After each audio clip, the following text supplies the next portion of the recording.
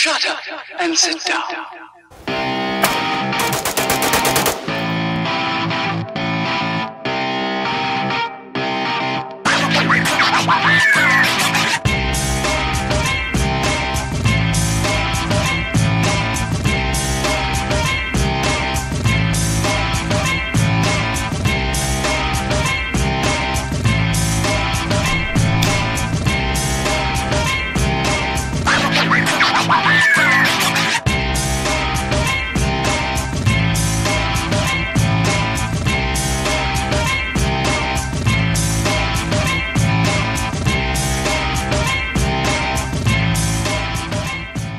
Hello, everybody. Welcome back to the Fight for Liberty show. Today, we are joined by my friend, Eric Cordova.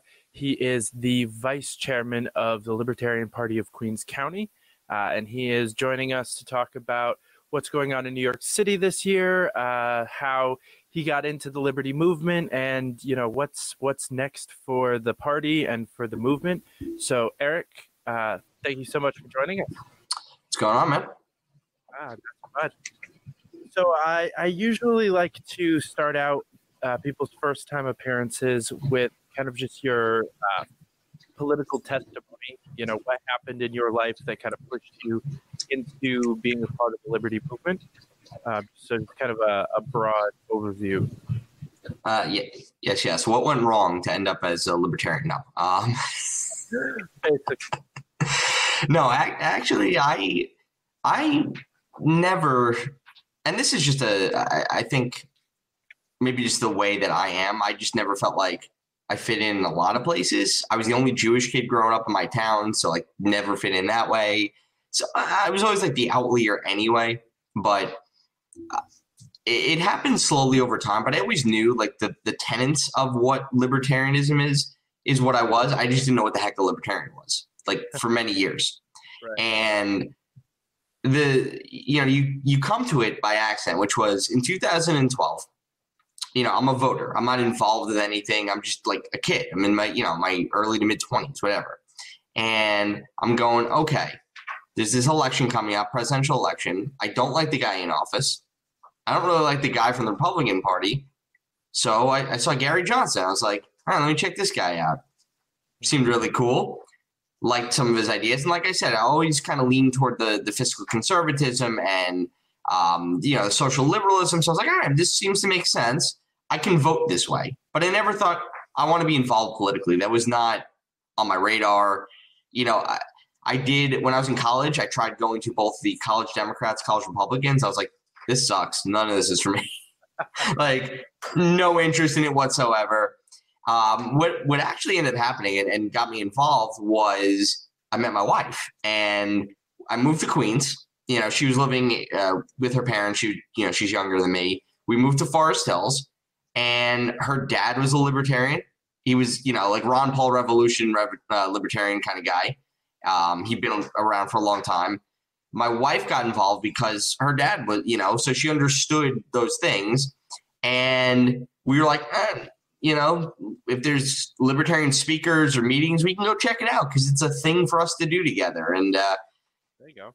Yeah, so we just kind of did that, and eventually a good group started to take place in 2019. So, like the schmuck that I am, I was like, oh, this sounds good. Haven't been involved at all. Might as well be on the board. Like, what?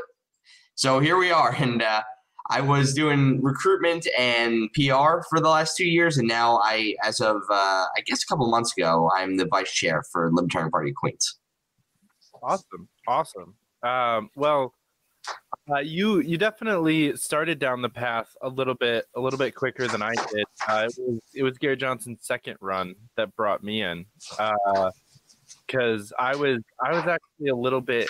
I wasn't a voter yet, but I was kind of Team Romney in 2012. I really liked him. I thought, the kind of smooth, like family man, like businessman, good with money, like that. The Romney version of that, I bought into so quickly and so easily. The Trump version of that, I was like, no, fuck that. You're a moron. But the Trump version of that is us, right? Is New Yorkers, but like on crack. Right. And that's the thing I've said from the beginning is you get that a lot in politics where you have these like milquetoast, like, look at me, I'm all buttoned up with the family and all that. And then there's Donald Trump. He's got a bunch of kids from different wives, and he's whatever comes to his mind, he says, right? I mean, yeah, that's exactly it. Like, we grew up around that. Like, I grew up on Long Island. I know people like that. Actually, I know people who know him, but like, I know people like that. So I understand that was the antithesis of the Romney, which is like, Romney is exactly what you imagine a politician to be, right? Like almost the Manchurian candidate in that sense. Like you can create it in the lab. And I understand the appeal of it because it's safe, it's easy. But I also understood that there was something just off for me. I can't really put my finger on what it was, but I was like, I just can't bring myself to do it. Like I can't vote that way. I wouldn't feel comfortable, and I really don't like the guy in office. So yeah, like I discovered Gary Johnson. I was like, this dude's climbing mountains in his off time. Right. I don't know. There was something just about him. I'm like, this guy is nuts in the best possible way. Like on his off time, he rides his bike from like Canada to Mexico. I'm like, I wish I was like that now. And he's in his 60s. Right. Like, what? I think I gained a lot of like respect and admiration for Gary Johnson really quickly because he kind of reminds me of my dad. Is an Ironman triathlete, but also kind of a nerd. And he's basically just, if my dad had my like people skills and outgoing personality, because he's an extreme introvert, like an outgoing version of my dad that's a little bit more political, like that's Gary Johnson. So seeing kind of some of his interviews and the way that he handled himself and the way that he was living his life, it was very easy for me to just like instantly respect those kinds of things, especially the outdoor and athletic side of things. I was like, yeah, fuck yeah, this guy's like awesome. And when you're comparing it to a guy who's built like a defensive lineman, and Hillary Clinton, who is having health issue after health issue on the trail, like we got an Ironman triathlon as the third guy. I'm just saying, if you're looking for someone to actually make it through 4 years, without huffing and puffing, seems pretty obvious to me. Granted, that's not what people vote on, but hey, it's a plus. I mean, it would be nice if people voted on like ability to perform the job. That would be. I mean, I'm just saying, maybe people should consider that when they're voting.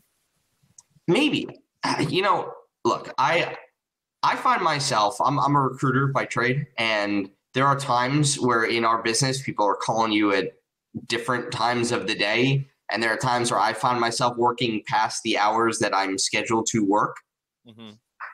I get to shut off at times, though. The president doesn't. Right.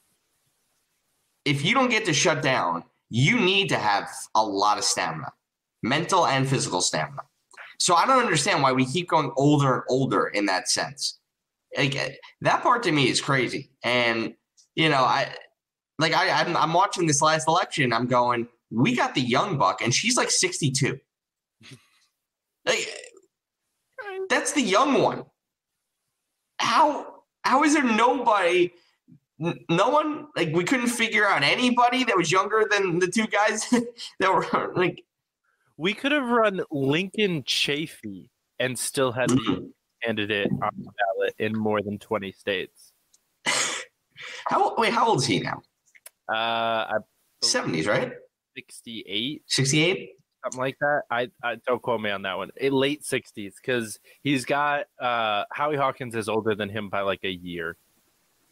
But when you're talking about, people are talking about, what should we do with 401ks or Social Security? I'm like, you're old enough for Social Security. You shouldn't be working.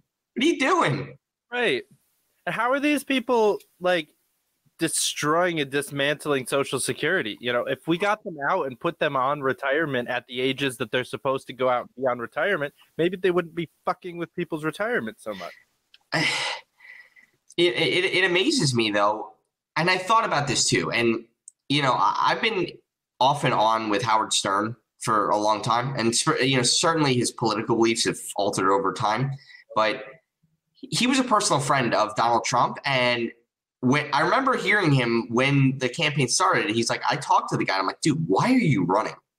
Like, why are you wasting your time? You're 74 or whatever age you was, 74, 72. You have a beautiful wife, kids that you love. You have a retirement community that you own. Like, go there, go play golf, be done with it all. What are you doing? Like, and I think ultimately he would have been happier that way. I think most of these people would. I appreciate that they want to do public service if,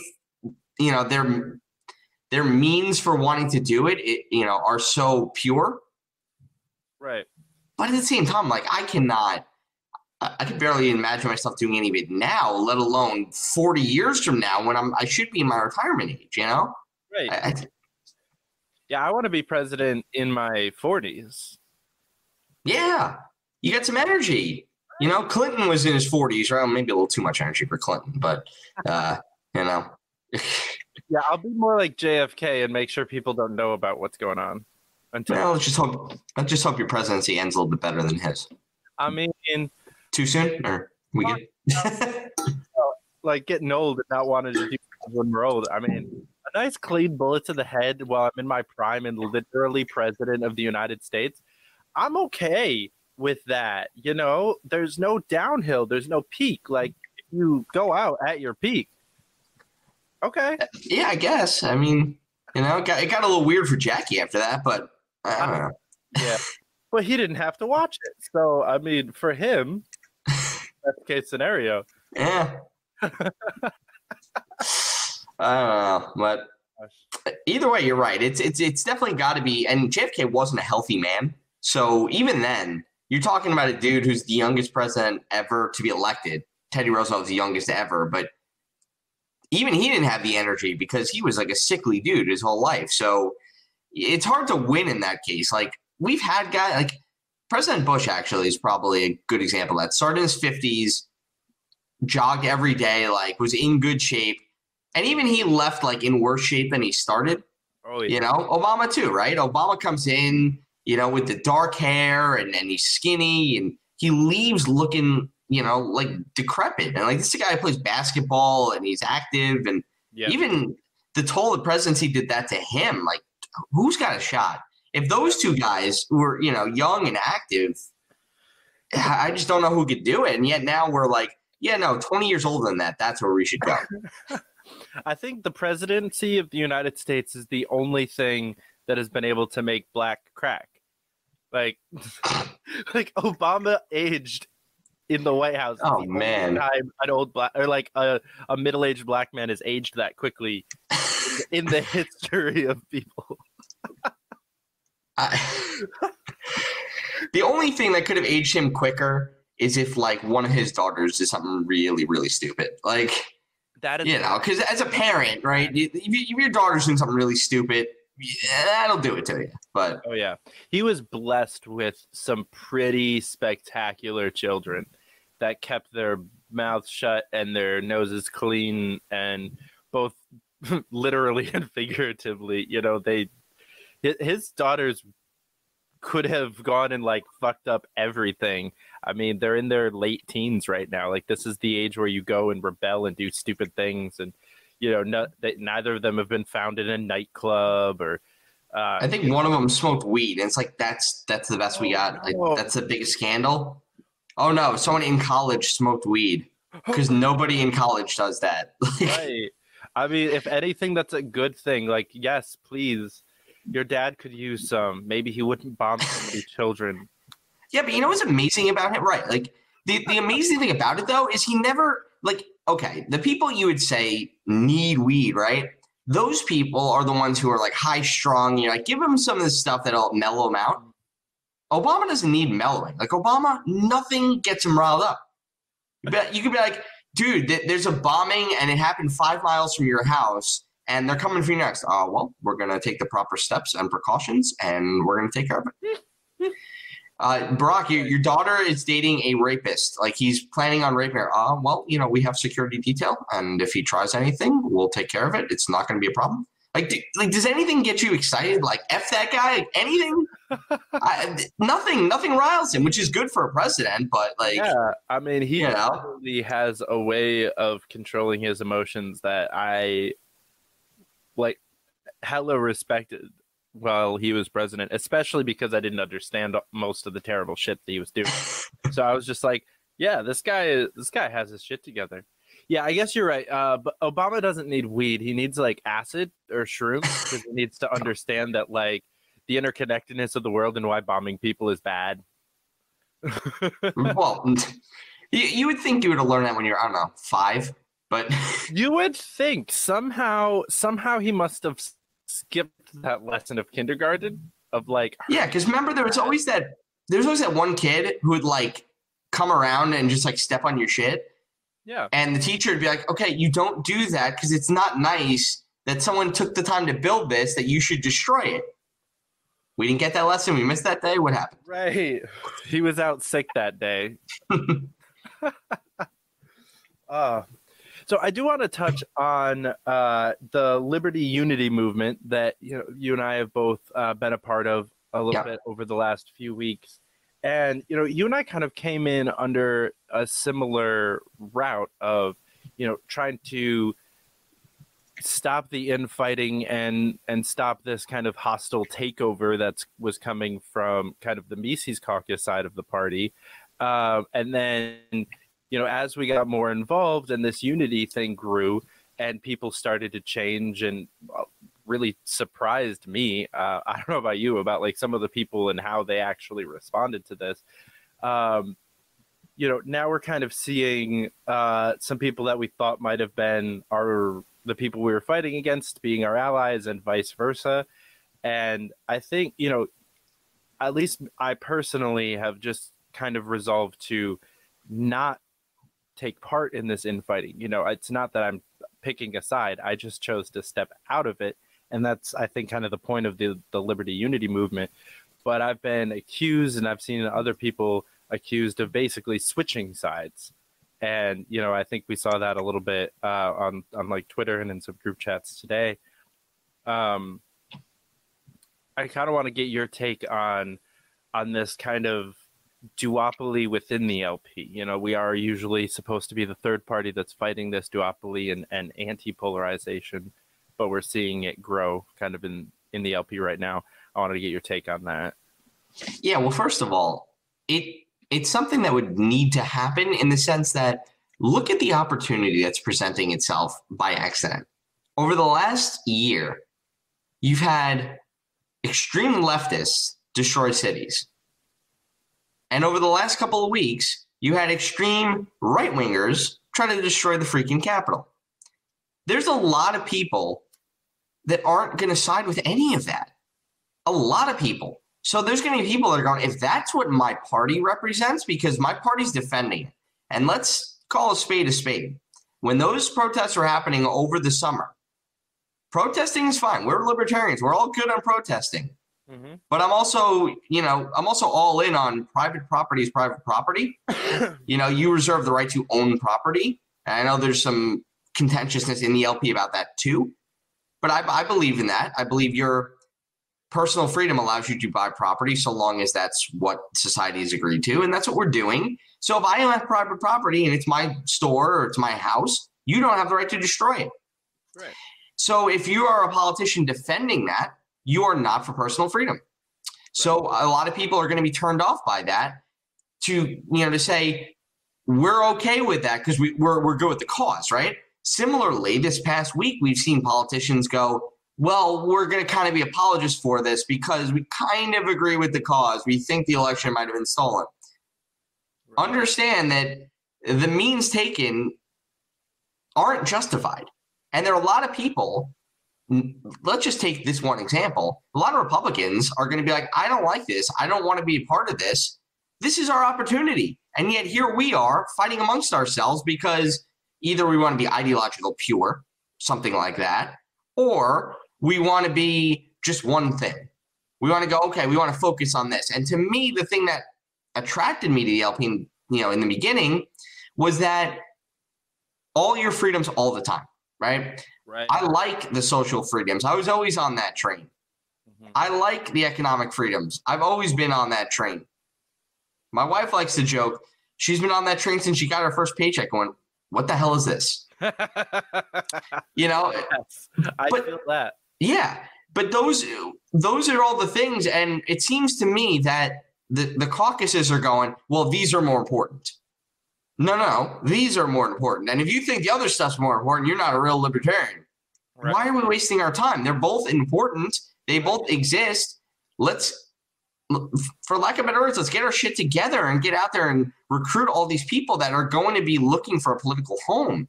This is the opportunity. Like, I thought 2016 was the opportunity. This is the opportunity. Oh, yeah. You could not have asked for a better gift for a third party than for the craziest year in human history to happen, for a lot of people to be ticked off about being locked in their homes and being told that everything they do is the worst thing they could ever do. And on the other side, have a bunch of people who are like, if you don't believe the election is stolen, and that because we think that we shouldn't accept that the other guy won, and we should storm the Capitol, and by the way, wear stuff that Vince McMahon would even scoff at. Like, I'm a wrestling guy, and I'm going, did they steal that from wardrobe in the 90s? What happened? Right. What is this? The like freaking Viking dude, like, I mean, he's kind of my hero right now, but like, also, who wears that? The Berserker in the 90s in WWF. Like, that's the last guy to walk around in Viking shit, and I wouldn't say he was taken seriously, but he was something. He was on television. I mean, yeah, what I see is when I joined the LP, Gary Johnson had a messaging issue of trying to be too centrist. Bill Weld has kept down this path and gotten worse. And, we saw it from Biden and, a lot in the Democratic primary this year of like how just that lukewarm centrist bullshit is toxic in politics because it makes people feel like you don't actually believe in anything.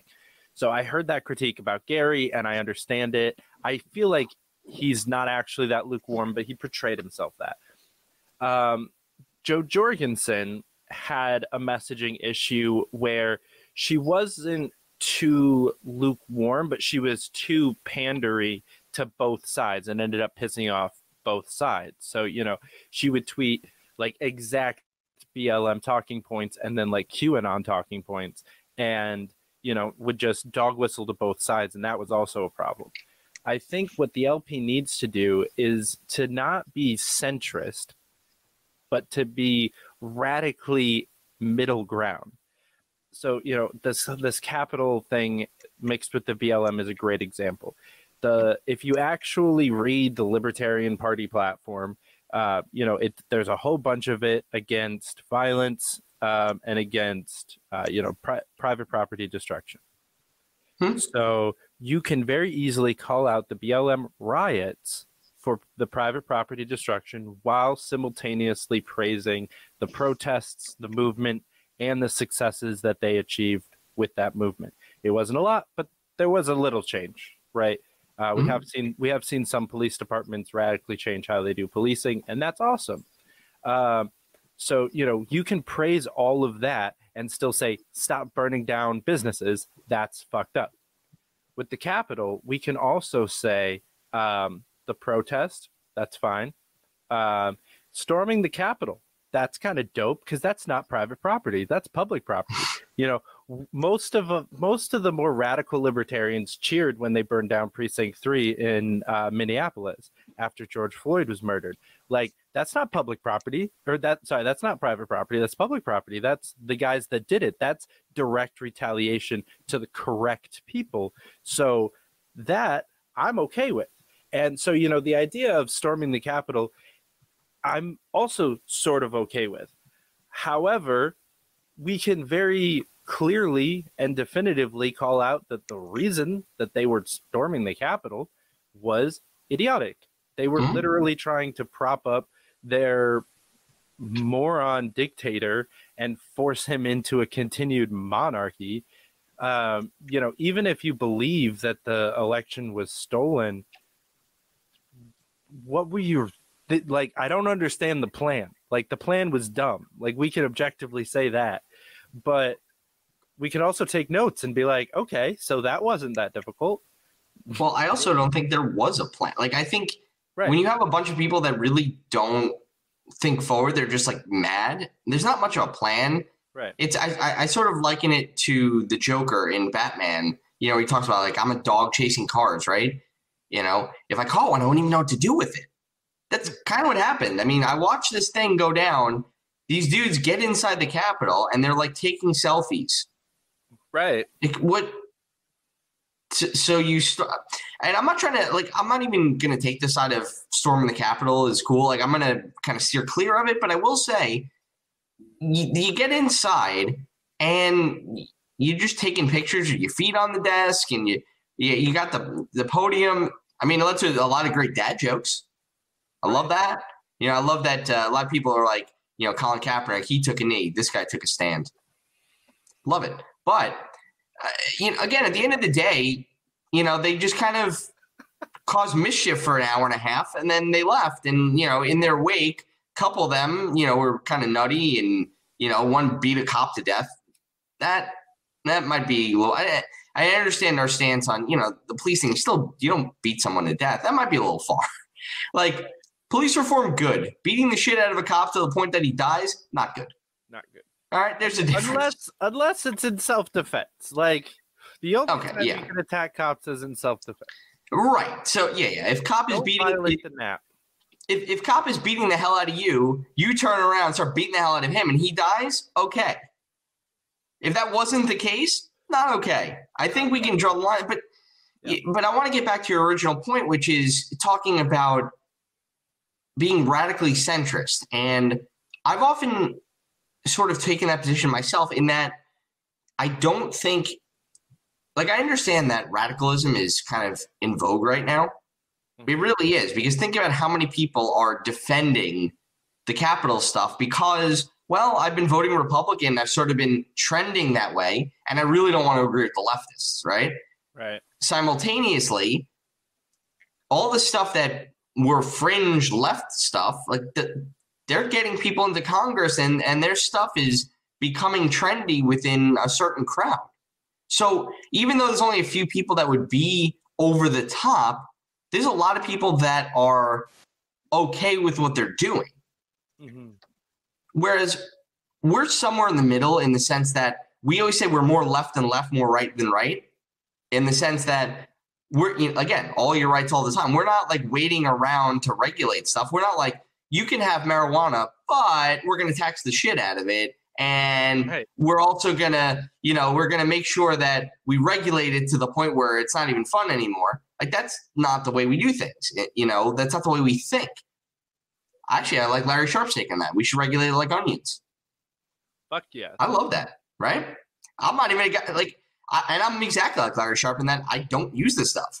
I still think that it should be like that, you know? Like, honestly, I've often said that, like, I shouldn't be the spokesperson for a lot of things. I could very well be the spokesperson for that because it's not just because I like getting high, you know? Put people in a position where it's not their thing. Like, put me in charge of gay marriage and weed because I'm not gay and I don't like getting high. So I'm like the perfect spokesperson. It's not that I'm looking for my personal gain. I just think it's right. I just think it's the right thing to do. And that's the position we can play, is that we've been thinking this way because it's just the right thing to do, not because it's politically expedient or sounds good, it'll get us fans. So we should be on board with those things, but I want to tread the line of not going too far to where we come off as just another extreme in some direction, like too extreme. Because I do think there needs to be a pragmatism. The thing that I think hurts the LP more than anything, and this hurt Joe, and it's hurt people who run locally, you can't run on platforms like, I'm going to end the Fed, or, you know, I'm going to do that. Like, it's things that we like. They're great talking points. Like, I'm going to eliminate all taxes. No, you're not. No, you're not, because you're one person out of a really large government. Right. You need to have a plan. You need to have an idea of how we can take the first steps toward that. You don't run a marathon. You run a block, and then you run another block. eventually maybe you get to the finish line, but you got to take those first steps first. We want to skip all that. And I think that's dangerous because it sounds great to people who like it, but when you're talking about the average Joe voter, you need to show them a way that you're going to accomplish it, because they're at the point where they're like, enough of this political bullshit. Stop lying to me. We need to be almost that radically honest. Like, I would say, let's take a radically honest position, radical honesty. Mm-hmm. You know, like, I would love to see that. I'd love to see a candidate go, look, I can't do this for you. You know why? Because this bureaucracy is going to get in the way. But here's how we can take step one, and let's go from there. We do that, I think we're going to appeal to a lot of people. Right. That's why I love Tulsi Gabbard. You know, and I've talked about this plenty online and on the show. And to you, doing a little Hawaiian thing for you. There we go. Hang 10, right? There we go. Because, you know, she was the only person other than Ron and Rand Paul that I had ever seen run for president and answer a question at a town hall or a debate, basically admitting defeat almost, and saying that's not something I can do as president. Pay attention and make sure that your congressman, you know, has those views, because I can't do that. But what I can do is pull us out of every war, because I'm the commander in chief. So let's talk about that. You know, what I can do is deschedule marijuana at the federal level. You know, that's something I can do from the presidential seat. You know, and she actually took that honest approach. You know, I think, you know, like I said, Ron and Rand Paul were the only other people I've ever seen take that approach of, no, that's not my job. Even within the LP, you know, Gary never really talked like that.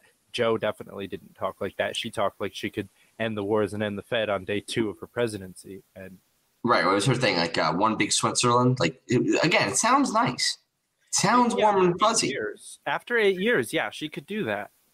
Right, but you first have to convince someone. Like, let's end, you know, the most useless of wars first. Let's bring those troops home. You know, make sure that like the world doesn't fall apart.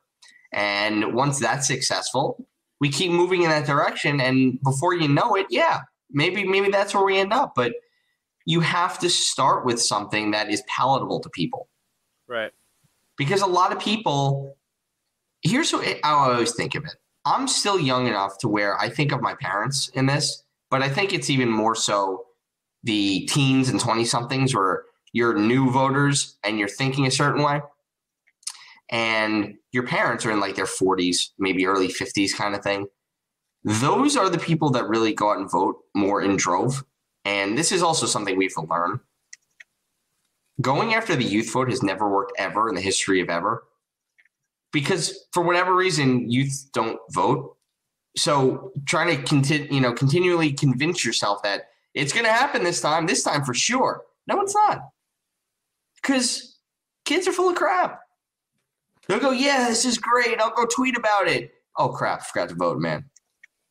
Forgot. I had a month to do it, but I forgot. You know, I feel like it's like, who's that guy from the mid-2000s? I was going to vote, but then I got high. I could have changed the course. Yeah, man. These kids are all Afro Man. They don't know Afro Man, though. They don't know. They do. They do? He's still popular in the weed community.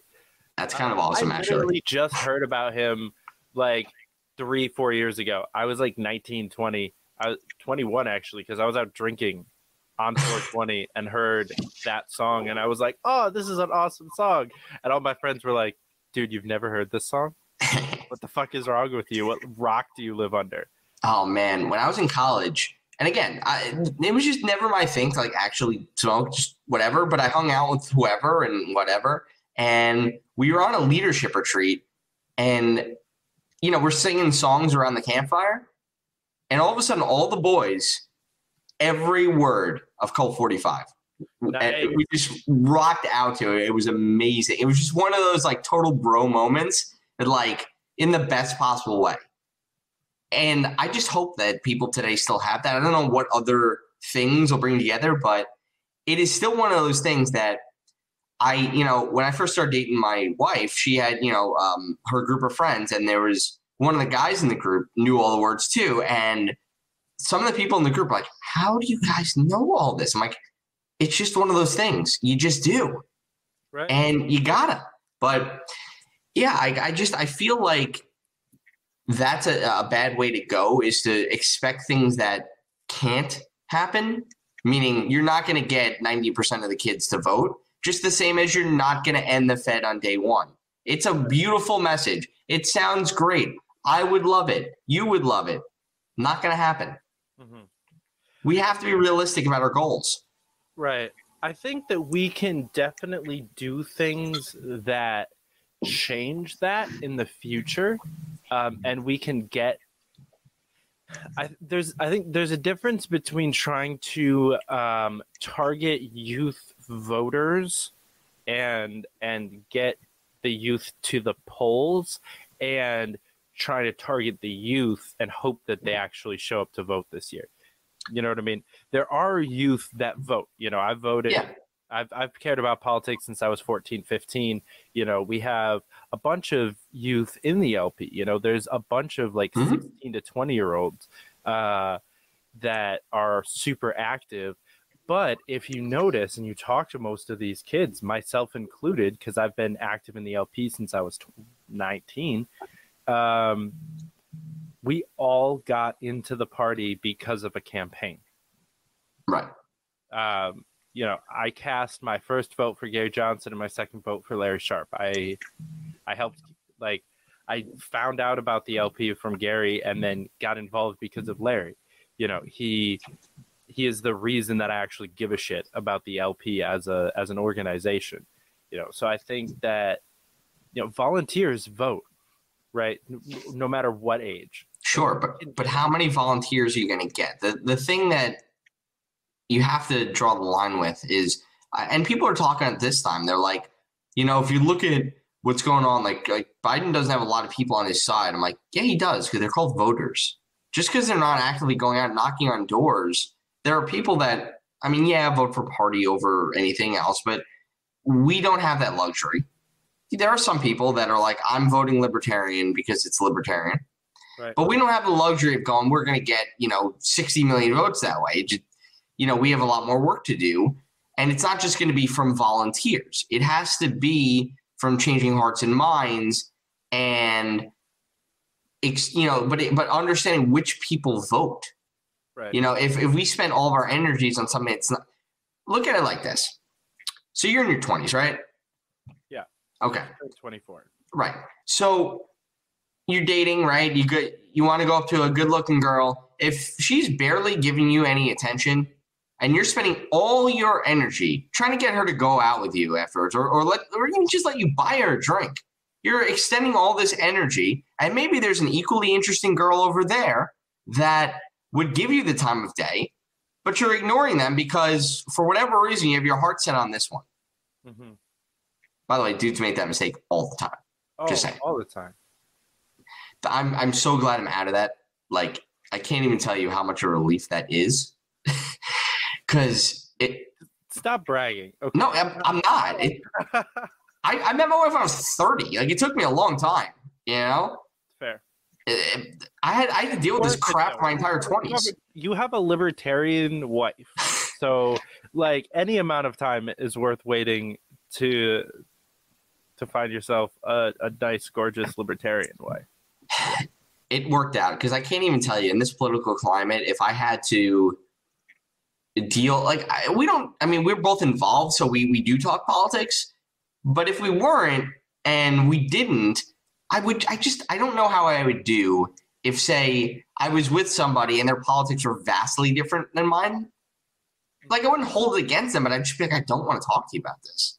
Yeah. And it would just make things just always uncomfortable. Like, something's on the news, you're like, I got to bite my tongue because I know that her opinion is going to be different. It's going to be a fight, and you just don't need that. So yeah. It makes it a lot easier when you're living together and so forth, that it's one less thing to argue about. So right. That's always good. Yeah. I was dating this girl over the summer that I met while I was out in Michigan, and she was She was less politically active. She's more like socially active, kind of more SJW, but politics of it is less so.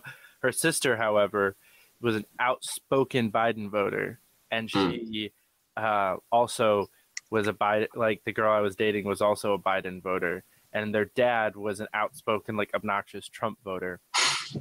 And I had to like sit at the family table and just like eat my dinner and bite my tongue just as much. I'm just like, yep, just shutting up, because they're starting to go at it and like being passive aggressive, and I want to join in because I love being passive aggressive. It's one of my biggest personality downfalls, and I'm just like, nope, just shut up.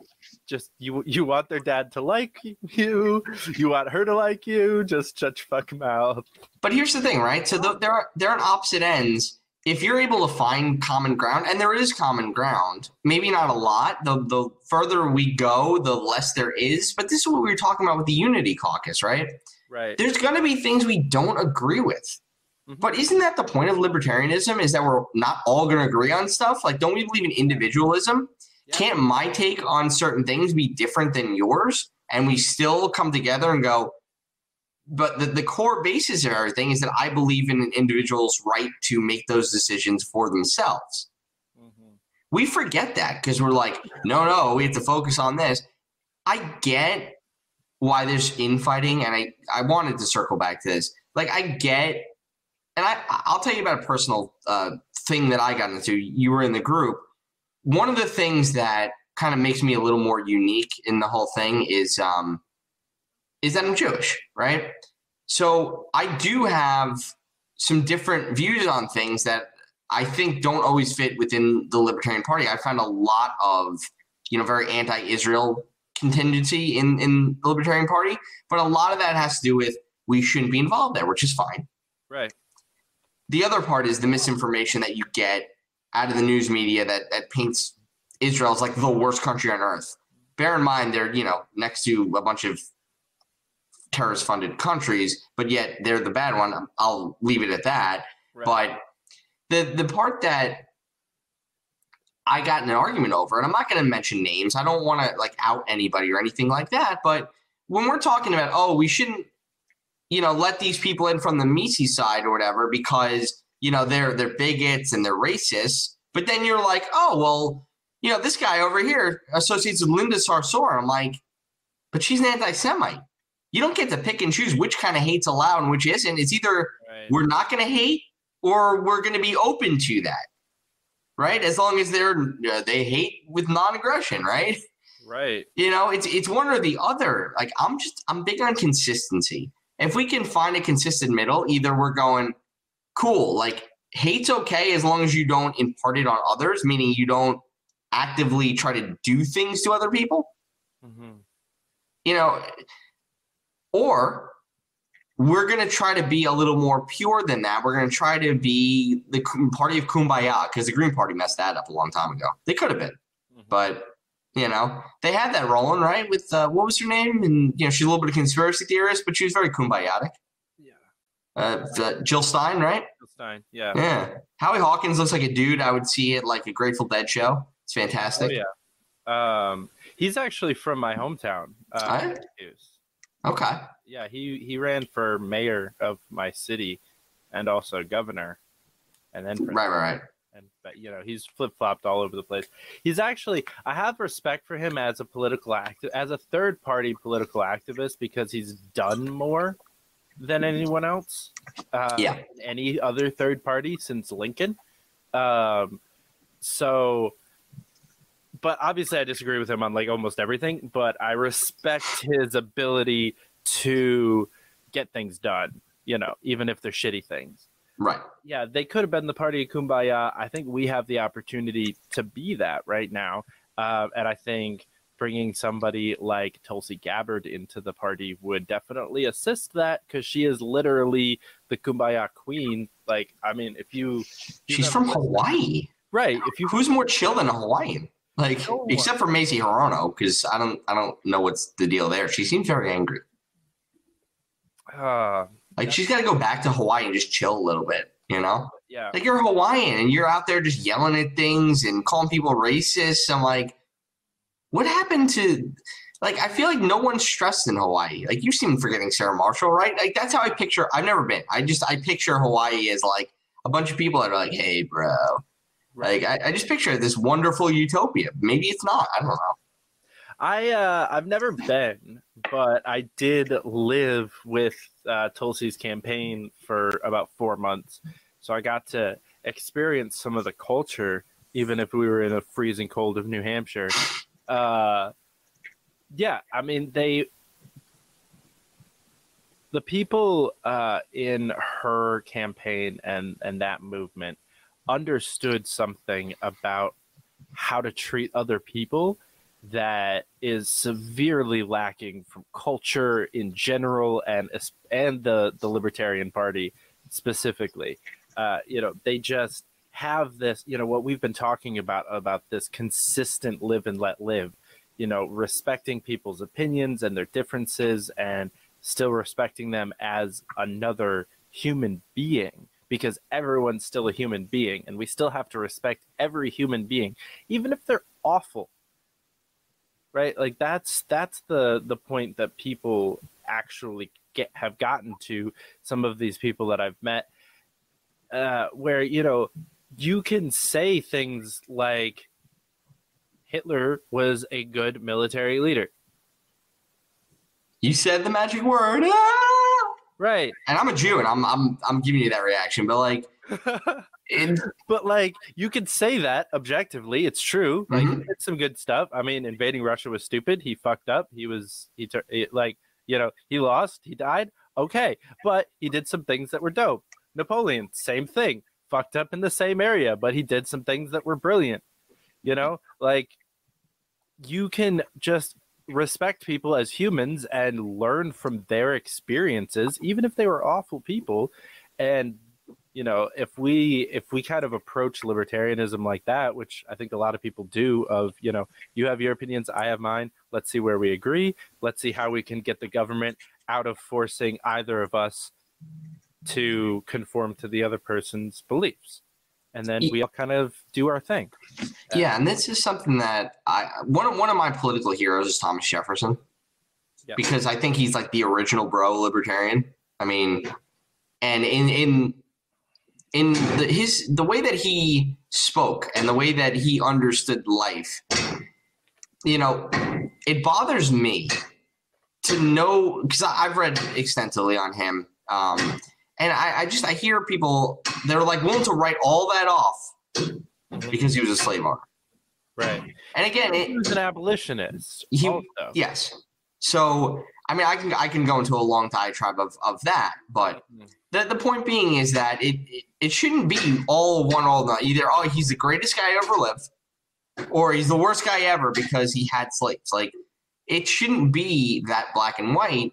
We need to understand people for everything they are. Man is flawed. Mm-hmm. We are. No one's perfect. So why are we holding famous people or politicians that standard? Certainly, of all people, politicians are not who we should hold to the standard of perfection. Right.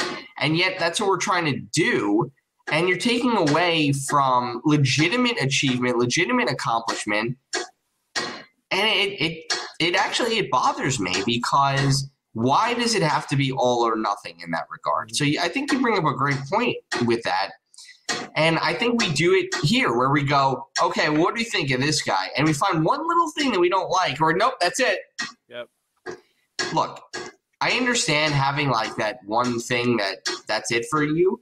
I have that for my personal life. Like if this, all right, if this person is like this, I'm going to probably have to cut him out. Mm-hmm. But, and we probably need to have a line, but it can't be that like, we have this much space to work with. I'm going to use my hands here within the screen, this much space. And we go, okay, the line's here. Yeah. It really, if we have this much space to work, the line should be like here. Mm-hmm. Like let's cut out the extreme bullshit. Right. Like the really bad, really hateful stuff, or the completely freaking whacked out things that are going to make us look bad, because optics does matter. For sure. I told people this throughout this past year. And again, I'm not trying to dissuade anybody, but there's a reason that I supported certain people over others because I do believe optics matters, right. especially for a smaller party. Where let's go back to 2016. Mm-hmm. Gary Johnson's probably the best candidate we've ever run. As far as he had experience running a government. He ran it successfully. He was likable. He was charismatic in his own way. And yet what happened? He goes on one show, has the Aleppo moment, and a bunch of people are like, he's a stoner moron. I can't vote for him. Yep. So my conversation is like, okay, cool. So you're telling me you don't like Hillary because she's a corrupt lizard, right? Or whatever people use, lizard monster. I don't know what language people use. And then you're like, but I don't want to vote for Donald Trump because I think he's an asshole. And, okay. So what about Gary? Oh, but Aleppo. So I'm gonna suck it up. I'll vote for one of those other two. Why? Because Aleppo? Because that's our exposure. That's it. We're not on all the time. Our party doesn't have the following that the other ones have. We're not in the debates. So Gary doesn't have an hour and a half to make up for, to show what he's actually about, what he actually does know about foreign policy, what he knows about domestic policy, where he stood to the left on things like marijuana legalization, right? Where he stood to the left of Hillary Clinton on gay marriage, on, rights for people of color, all those things, where he stood to the right of Donald Trump on borderline everything. Let's not kid ourselves, right? Like, and all the stuff that we want in that regard. And by the way, just saying it because I'm on air and I haven't had a chance to air my grievances. All this Donald Trump is this great libertarian president. Where did that come from? Nonsense. I will never understand that. He campaigned. Okay, so one thing I will concede is that while he was campaigning, he said some libertarian-ish things that made me go, Right. Like early in the Republican primary, he was anti-war, anti-establishment, he made me go, the same way Bernie Sanders did. An extremely authoritarian that somehow agreed with me on a weird amount of things. And I was like, okay, let's hear him out. And then I heard him out and I was like, okay, no, this guy's a fucking moron. No. Right. I'll give you one thing now. I'll give you one thing. He did right to try. The right to try legislation, which is like if you're dying and there's an experimental drug that hasn't been approved by the FDA, you get to decide to take it. That's very libertarian. That's very cool. Yes. I'm down with that. I mean, I'm down with the FDA is in the way of freaking everything. Like if there's any conclusion from the past year, the FDA is just 100% in the way and screwing stuff up. Even with that, we're still the only freaking country to invent a vaccine. So just putting it out there for, all these people we should have government takeover of stuff. We are. Israel's using our vaccine. Canada's using our vaccine. Britain's using our vaccine. It's Pfizer, Moderna. Those are the ones that are circulating right now, both of which are from here. Germany's sister company, BioNTech or something, worked with Pfizer to get it done. Gotcha. But Pfizer had that shit done in a week. Not an exaggeration. They literally had it done within a week because they've been working on this sort of thing, and it was ready to go. Now we got a bunch of governors getting in the way, but that's another story. Right. But I'm just kind of ranting at this point. I like right to try because it is libertarian. Outside of that, pretty sure bombing brown people isn't libertarian. Pretty sure, the closing up the borders and, increasing the military presence. What? Red flag laws aren't libertarian. No, come on. Most of that stuff is not even close. So I'm not going to be but I would say the same thing, right? Like there's one or two things that Obama did. I'm like, all right, that's kind of libertarian of him. But 98% of it wasn't. So I'm going to call a spade a spade. Right. It's authoritarian. Yeah, we need to pay attention to I love quoting Larry Sharp here because I think he said it best. Two different quotes mixed together. He talks about the 80-20 rule about, if I agree with you on 80% of the stuff, we can work together to achieve our goals and then debate the other 20%. And he also talks about That weed's hitting me. I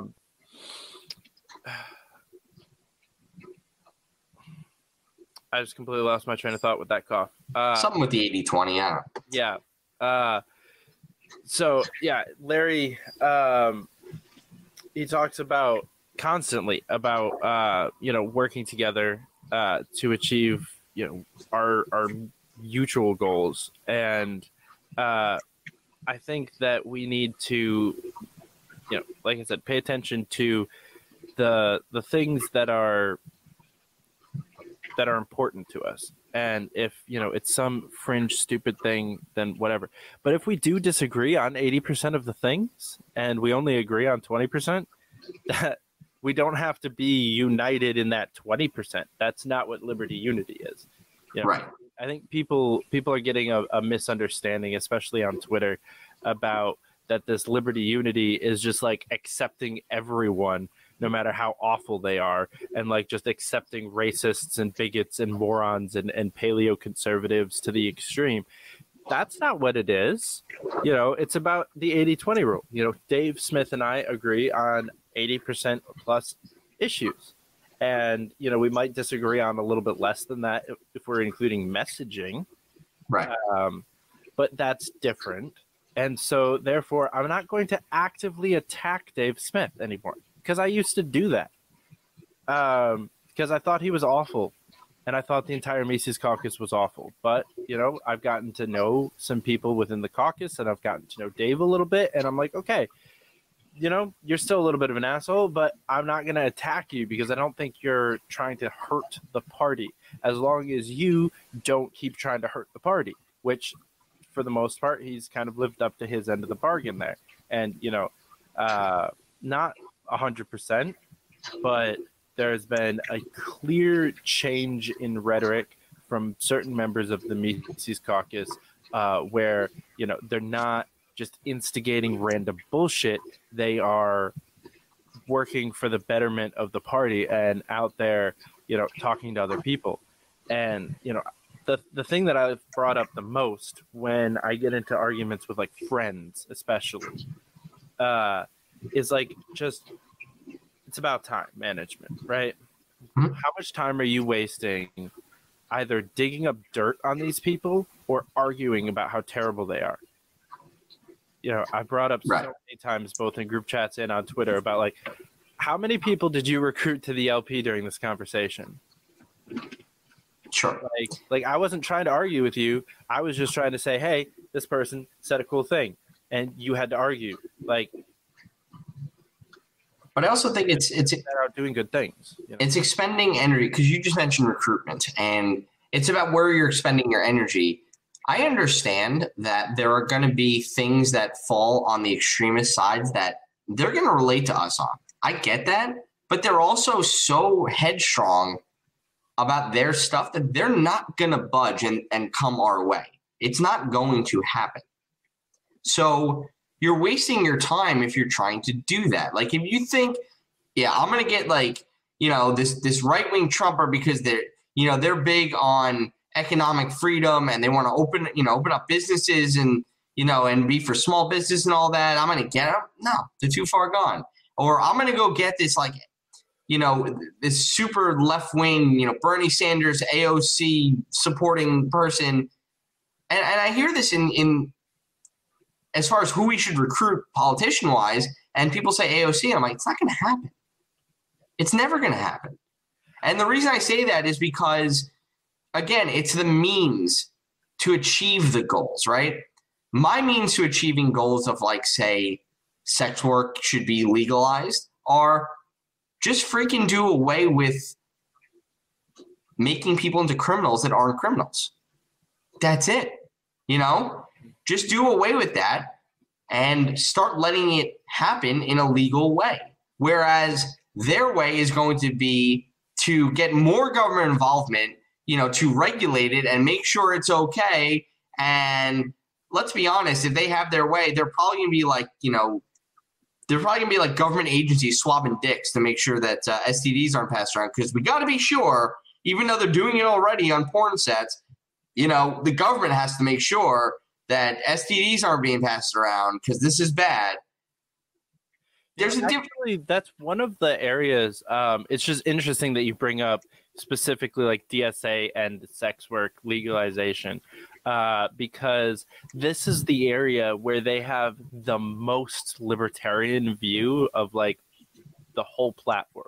That's why I brought it up, but they aren't pro legalization. They're pro decriminalization, because it's for weird reasons and not for the reasons that we have the same exact solution for sex work, but they have the same exact solution because of a mixture of their hatred for police and their hatred for rich white people and government bureaucracy, that they don't want it to be legalized and all government and all these hoops that people would have to jump through, and all of this extra oppression from, they don't want to just switch the oppression from the cops to the government and the rich business owners. They just want people to be able to do their thing.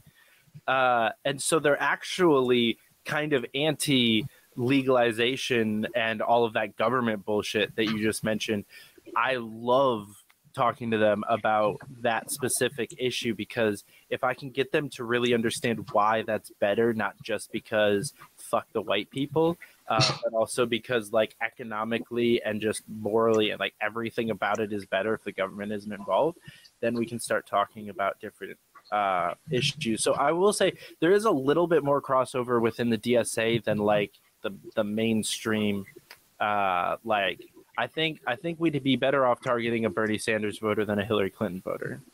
I don't know. The struggle I have is that they are so militant in their support for these type of things. And just to give you an example, right? So these are the type of voters that are into things like Medicare for all, the Green New Deal, right? These grandiose, bold ideas. And if you even remotely, and I've had this problem, if you even remotely suggest, well, okay, I agree with you in that we need reform in these areas. I think, healthcare reform is important. We should do that, right?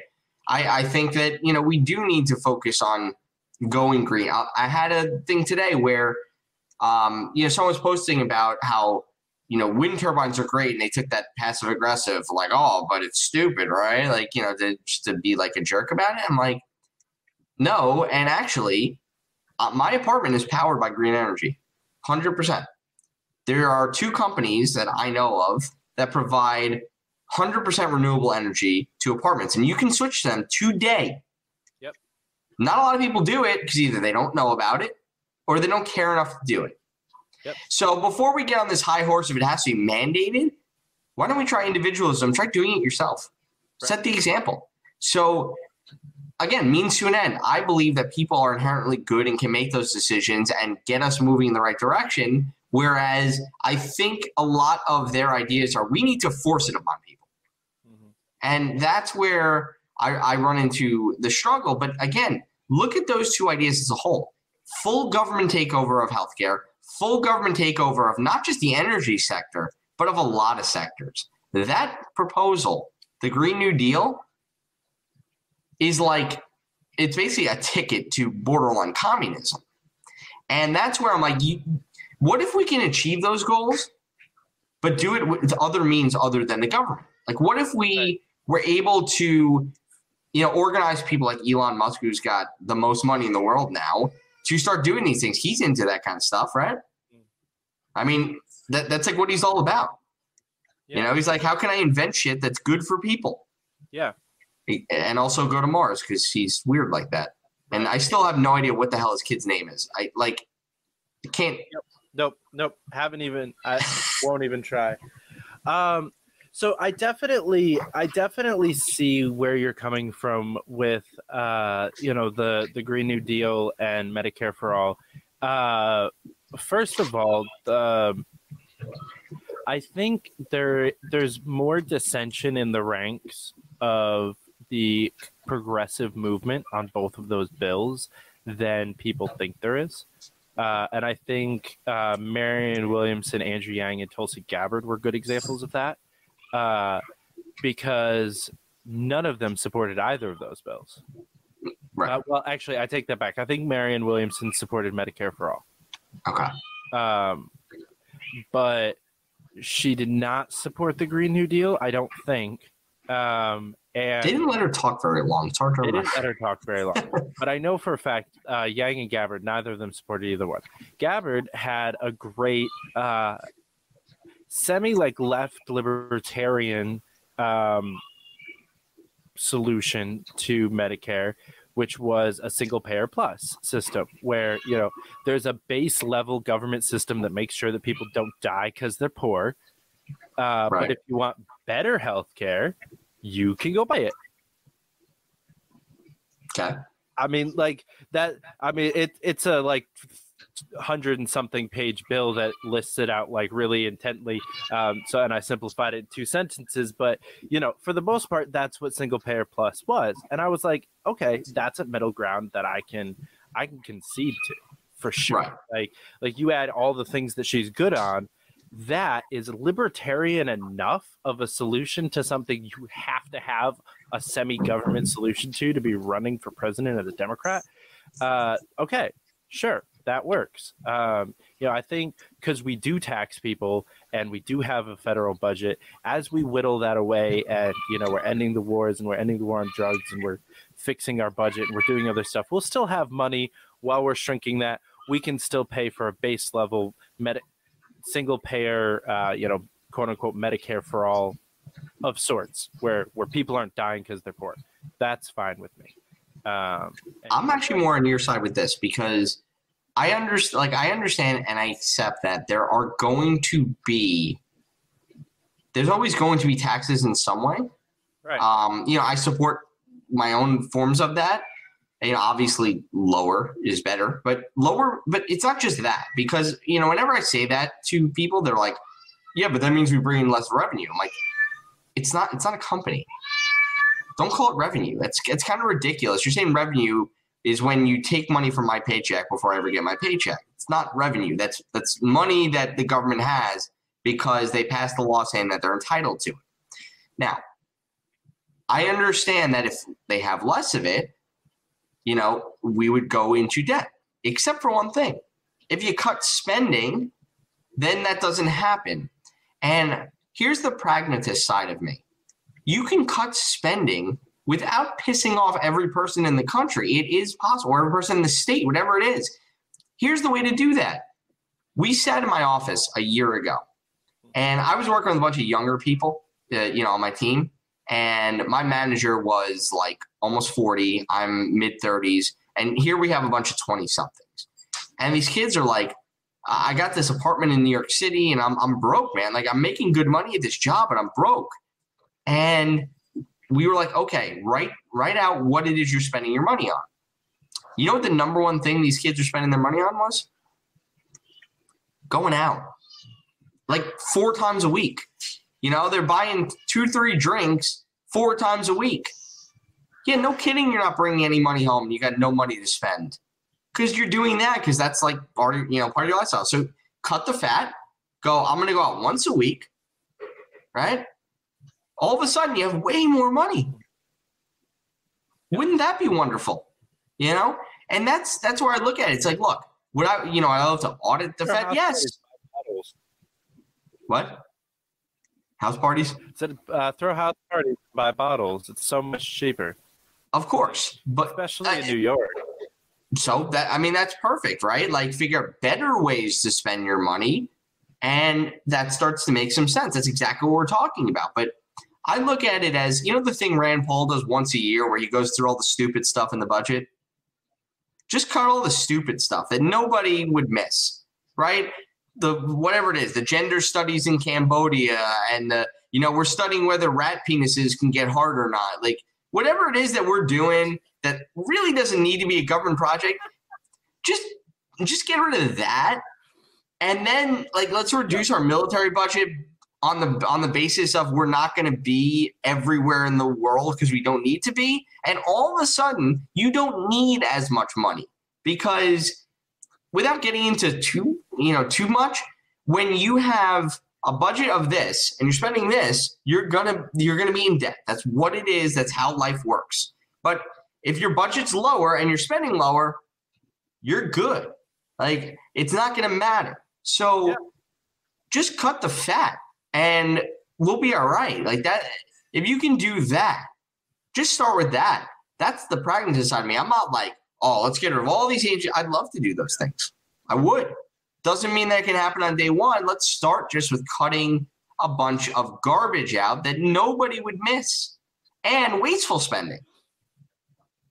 Like general waste, like paying like $10,000 for a freaking couch. Like shit like that come out and you're like, what? How is that even possible? Why? And here's, the thing that I learned, which is crazy, is that if you get a budget and you don't hit your budget and it's like December, these agencies, these things will go, oh crap, we didn't spend our money. And they go buy just a bunch of shit and they go, look at that. We spent our entire budget. We need more money for next year. Mm-hmm. Prevent that. Like stop that from happening and hold these, things accountable to just the amount they need. And we save a ton of money. You start doing those things, then, you might have some money left over because we're not spending on a bunch of garbage to do things like Tulsi's plan, to do things like, hey, we can have a little bit of a social safety net for certain things without going overboard, and it might work. Mm-hmm. So I'm not an extreme libertarian in this position. I think, beyond balance the budget, get us into surplus territory, we can start talking about these things.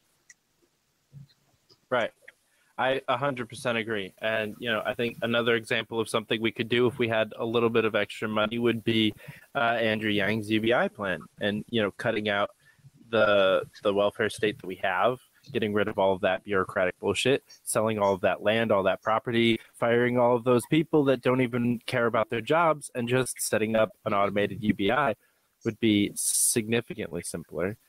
And that's like one of those kind of libertarian-esque solutions that's, on the left where, we're conceding to, okay, there's some tax, but, what is it? Is it going to something important, or is it going to paying somebody a salary for a job that they don't like or don't care about and don't do very well?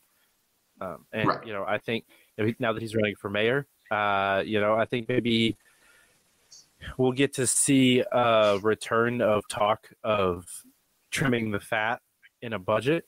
Obviously I'm supporting Stacey Pressman, but I'm excited to see how he shifts the conversation of that mayoral race. So I wanted to give you a shot to, now, you're vice chair of the Queens Party. You guys have 2 candidates running this year, plus we have a citywide candidate, possibly 2. What are you most excited about for the NYCLP in 2021? Well, specifically for Queens, I'm excited that we have a succinct platform and we have a plan of action where we want to go with things. The thing that made me finally get involved was, and I'm going to shout him out. He's never going to see this because dude's in his 40s. He's got 2 kids, military man, but he's not on Facebook and he's not on social media. So we're handling this. But Mike Arcadi's our chair. And I got to give this guy a huge shout out because part of the reason that I was attracted to actually getting involved is he was going to be the chair and he's super organized, super prepared for everything. And it just doesn't come off as haphazard anymore. It feels like there's a purpose for doing things. And that's where we're going. And we talked about this as a strategy. We have a lot of different districts with judicial districts within Queens. If we were to just throw names on, to be paper candidates, so we're visible, right? Like that's been a libertarian strategy. Look at that. We're on every ballot. Yeah. But we don't have the resources to make any of that work. We'll get like 0.5% of the vote and it won't matter. It'll just be there. And maybe some people see that, we have candidates. They won't know who the candidates are, what they stand for, but, the name Libertarian's there. What I'm excited about is we put together a strategy. We said we want 2 to 3 candidates that are good, that are organized, that our purpose would be to help promote them and to give them manpower and energy. They have their campaign teams. They're ready to go. And we have that. And I'm excited to see what these guys are capable of doing on the local level, because it's fun to talk about national politics. You know, maybe we can get a senator, you know, where we got Joe Jorgensen running for president or whoever. But realistically, where you can start to see things is if you can get it done at the local level. Like, it's winnable potentially, right? If you do the right things, there's only so many people you have to reach. So I'm excited to see if we're able to do that. And like I said, if we have a true focus, all of our energies are going toward these people. Mm-hmm. And a cheap plug, if you want to find out more about these people, we will be having a meeting on Zoom February 2nd, 7 p.m. If you're on Facebook, make sure to like Libertarian Party of Queens on Facebook, and all the information will be there. If you want more information, I'm sure at the end I'll give out some of more of our stuff.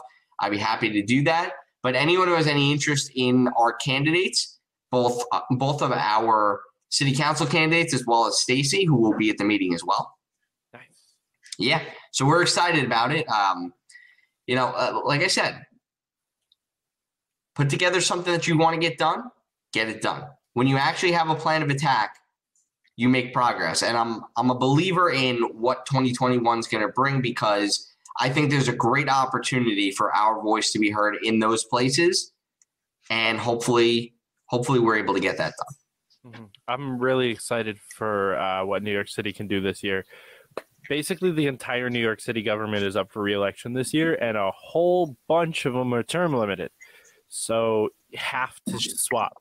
You know, I know we've shared our differing opinions on kind of leftist politicians, but I would rather see DSA New York City than fucking DNC New York City. So if we can solve some of these social issues, get government out of things, and legalize a whole bunch of stuff, reform the police, as well as get a libertarian or two in there to make sure that there is at least a voice of reason economically, that can say, hey, while we're doing this, while we're legalizing this thing, let's try to not make government bureaucracy fuck it up, and let's kind of let free market do that and see if they take the bait. And maybe in 23 we get another shot, and this is a really interesting opportunity for New York City, because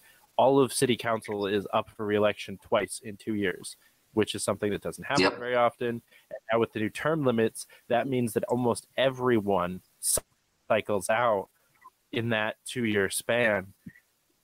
We can drastically impact what New York City looks like, and we are a trendsetter for the whole country. We can show that libertarian policies work, and libertarian economics works, libertarian social structures work. Other cities are going to see it and go, hey, that worked. Let's do that. Larry's going to be able to actually have a platform to stand on in 22 and 26. It's going to be, we need to be able to demonstrate that it works, and we have an opportunity to do that. I hope so. Yeah. So I'm curious with, we're only a week and a half into 2021, and 2020 was ridiculous. So far this year has been more ridiculous. Do you still think that there is hope for anything? Like, do you think we're ever going to correct and come back up, or are we just tanked? We're, democracy's crumbling, and, stockpile on ammo and food because you're going to need it. I am the eternal optimist, so I always try to hold out some hope. But yeah, it's the scary thing to me isn't that, I see this thing and I don't like it. The scary thing to me is that no matter what happens, I already know how people are going to feel about it, because it is 100% down a line of, if I'm on this side of it, I have to feel this way. If I'm on this side of it, I have to feel this way. Until we can start getting past that and going, no, I'm going to make my own judgment on it. And you're not going to judge me for it because we all need to have our own voice, our own understanding of the world. Yeah, it's not going to be pretty. I think at the end of the day, we just got to get through the next 10 days, right? Like a lot of crazy stuff's being rumored to happen. And I always said, there's a lot of hyperbole. The hyperbole finally came to fruition last week. But most of the time it was bluster. It was like, even going back to, right, the Charlottesville thing. The Charlottesville thing wasn't great, but at the end of the day, it really wasn't a big deal. I'm fine saying that because at the end of the day, it was a protest of a bunch of schmucks and then a counter protest by some other group of schmucks. And there was one casualty because someone decided to drive a car into it. And we don't want to lose that life. But at the end of the day, if that guy doesn't drive the car, it's a bunch of jerks running at each other, yelling at each other. Do I think and look, I've taken a personal approach to this because people are like, well, you're Jewish. And these are saying Jews will not replace us. And I'm going, yeah. But they promoted this for months, and it was like 500 of them from around the country. That's it. We have 330 million people, and there were 500 of them to show up. Like, it could be a lot worse, honestly. So I was like, it's a whole lot of bluster. You say, oh, well, it's Nazis. I mean, yeah, but Hitler had like the whole freaking country. Whether they were wholly on board or not, he had the whole country, and he had a lot more than 500 at the beginning. Like 1933 beginning, not like 1925 beginning where he actually did cause a bunch of unrest and was thrown in jail and the whole thing. But, when you talk about that beginning where he was able to become first the chancellor and then eventually the, Führer or whatever he, like to call himself, he had a much larger base in terms of actual like people who were hateful that were brainwashed into that than what this is. And here's where I have hope.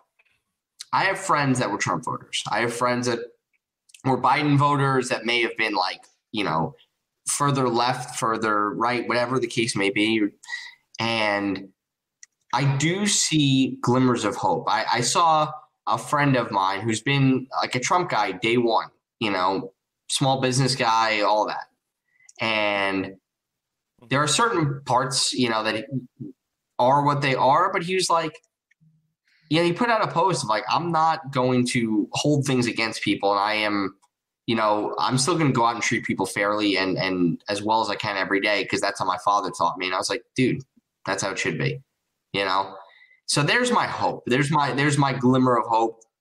I still, I'm still going to be ready. I wish New York allowed me to be more ready. Our gun laws are not so good, but if when the day comes where I'm out of this state and little things are more lenient, I'll probably stock up. Make sure I'm ready. Hopefully, I'll have time to do that, and the Civil War doesn't come in the next 10 days. But I think if we get through the next 10 days, right, we get through the inauguration.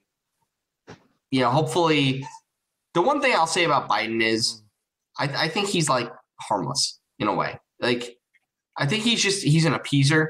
And it might be what we need at this point. Like, he's not trying to push his agenda onto anything. He's just going to be like, how can I make the least amount of people pissed off? And I think that approach might actually do some good for us. But we'll see.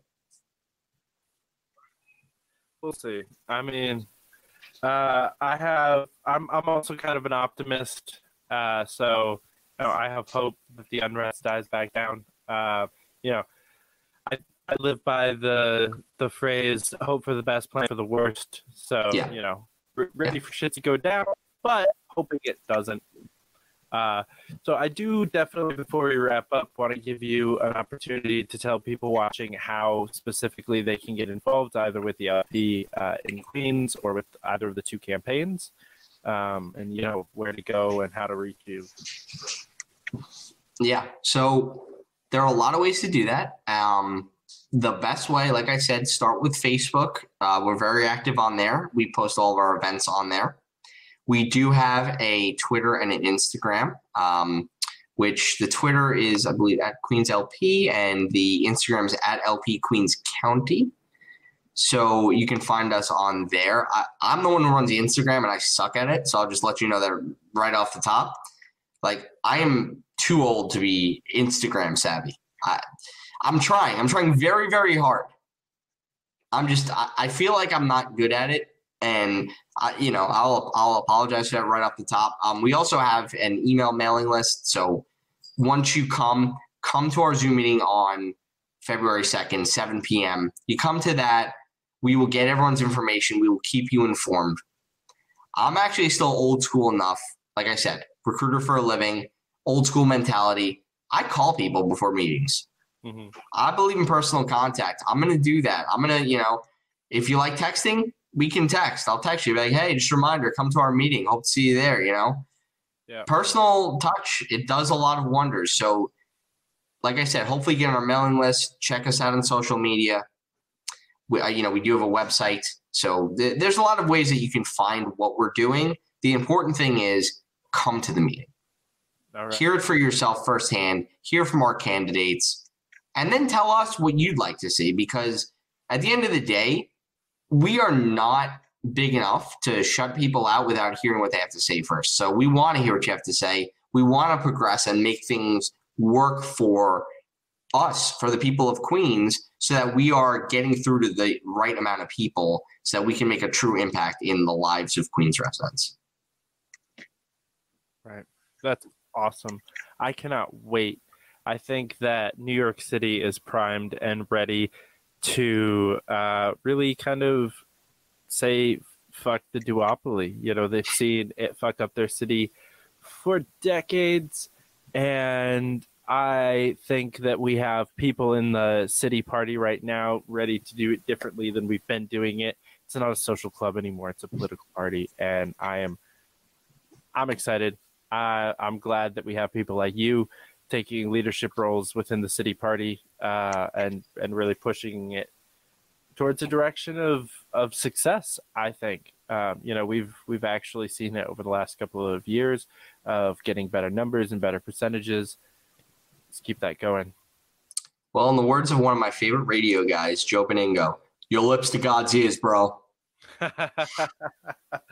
Well, Eric, I want to thank you again for coming on the show and, talking about, what you're excited about and kind of how you came to libertarianism. I definitely hope to have you back. Sounds good. Anytime. All right. Well, thanks, guys, for watching. We will see you again next time on the Fight for Liberty show. But until then, keep up the fight. Hey guys, thanks for watching. Don't forget to click the like and subscribe buttons below. Follow us on Facebook, Twitter, and Instagram at Fight for Liberty.